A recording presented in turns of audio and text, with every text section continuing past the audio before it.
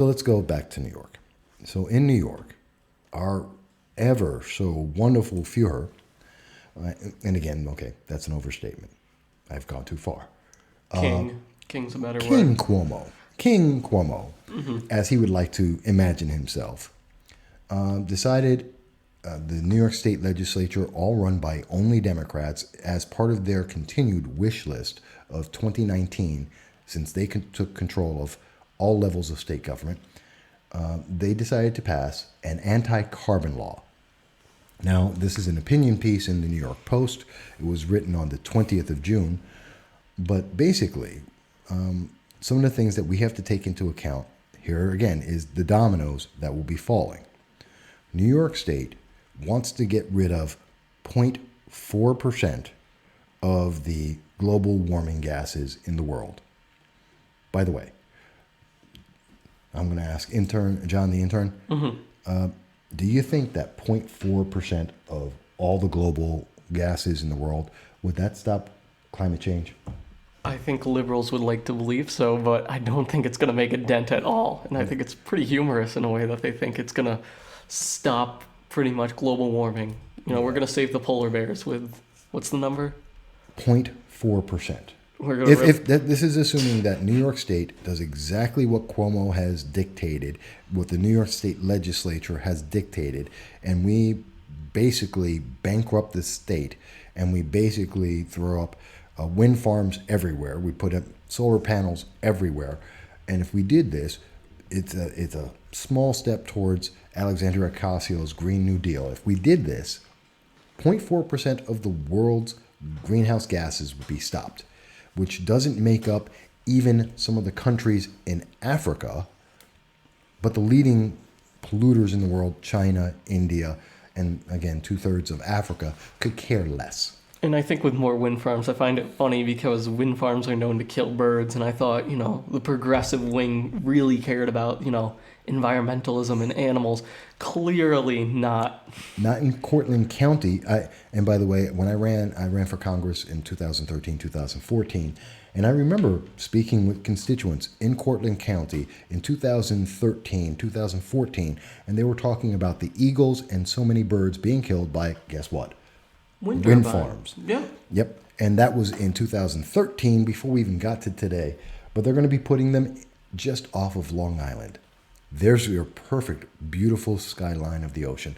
Wind farms in the middle of the ocean. Here's something you didn't know. Did you know that it would take about this new law from New York is going to add 900 wind turbines? Okay. That's a lot. Yes. And that's not including how many solar farms we'd have to create. But did you know what it's going to cost? How much per wind turbine? Well, I can tell you for the total. That's what I'm trying to go for, yeah. $4.3 billion. No, it doesn't stop there. Because you have to maintain them. They're in the ocean. Salt water, storms, winters. Where we are in New York, northeast of America. There's going to be some damage, wear and tear all the way. And it costs approximately $1 billion a year. So how much does New York State bring in alone on taxes? We're in debt. Yeah.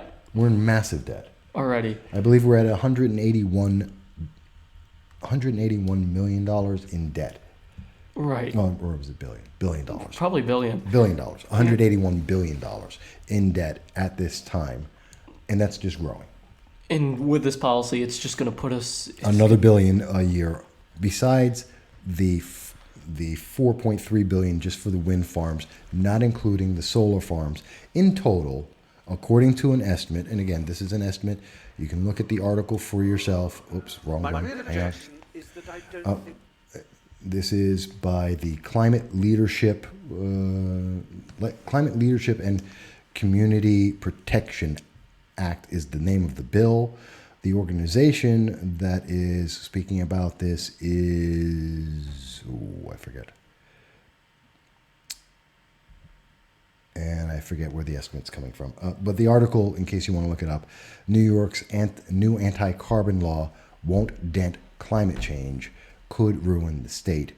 Ken Giardin is the one who wrote it. It was on June 20th for those who are listening on the audio.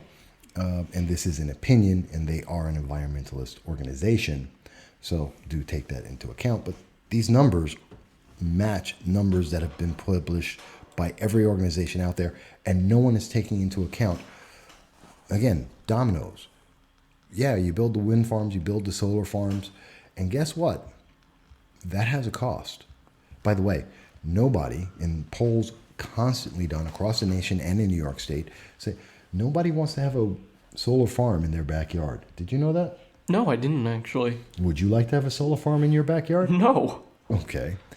Did you know that we have to put in new transmission lines for all the solar farms and the wind tunnels? I did not, no. Yeah. And would you like to have a new transmission line covering your backyard? Not even close, no. Okay. Guess what? No one else does either. And that's one of the big problems, because all the eco-terrorists, and that would also mean to put in the new transmission lines, you have to destroy some of the forest and some of the wildlife and the environment to put in those lines and to maintain those lines. You have to destroy the ecology. Kind of goes against that whole eco vibe that the progressives seem to try to pander to a lot of the times. I mean, so no one's thinking about that. But they're going to save the polar bears with this. Don't forget that. Oh yeah, they're going to say 0.4% is going to save the polar bears because China, India, and 2/3 of Africa really care. They really care about this. That's why they're the largest emitters in the world, and the United States is the largest decrease in greenhouse gases in the world, and the next closest country is 1/6 what America does, and that happens to be Britain. Don't believe me? Look it up. We've already covered it in different shows, but yeah, that's a fact. That is a fact. So much for that. But let's move on.